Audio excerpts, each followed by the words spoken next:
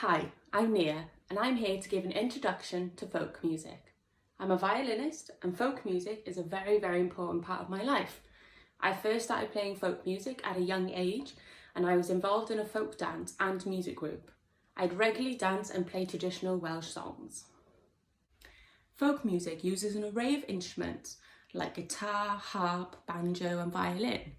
But the violin isn't known as a violin in folk music. It's more known as a fiddle. This is because of the fast phrases that it can do. And in folk music, it's passed on through traditions within the family and communities. They're more commonly passed through generations by ear rather than reading the music. And improvisation is also an important aspect of folk music, especially when you're playing in a group. There are many different styles of folk music, mostly from countries such as England, Wales, Scotland and Ireland. But also, if you go across the seas, you'll see America, Scandinavia and Eastern European. I'm going to talk through a few styles and play some popular folk tunes for you. I'm going to start off with English folk music. Now within English folk music, you might get things like sea shanties and jigs. Jigs are more commonly go with lively dances.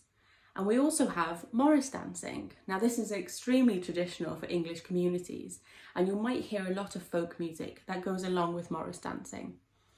But I'm just going to play you a very traditional English folk tune called Oyster Girl.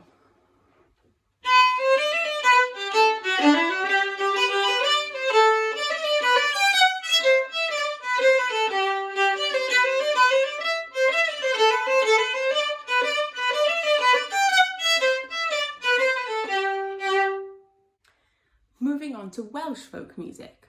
Now this is more commonly known to accompany the Welsh folk dancing and Welsh clog dancing. But we also have singing and chanting, which are also known as ballads.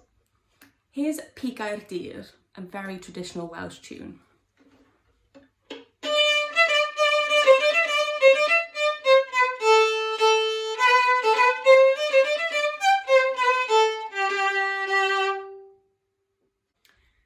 Now thirdly, I'm going to look at Scottish folk music. There are many different styles within the Scottish folk music, including the Shetlands, North East and the Highlands. Now if you're ever lucky enough to be invited to a ceilidh dance, please go. It's so much fun and this is where you'll hear all the brilliant Scottish folk music. Here's a very popular one called Auld Lang Syne. You might hear this every New Year.